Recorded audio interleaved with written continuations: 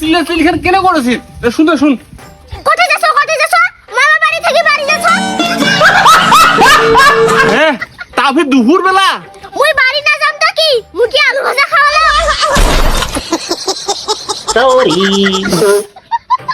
এমাই থাম তো থাম, তুই না কোকনে মুহনা শুনো তোর মামিটা ফির ও তুই অফিস শুনি বাচ্চাছিস?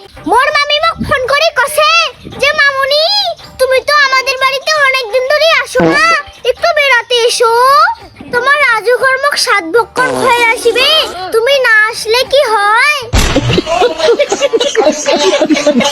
তে কোন দিন ফির খোয়াবে? ওই তো বেলে বৈশাখ মাসের 2 মাসে।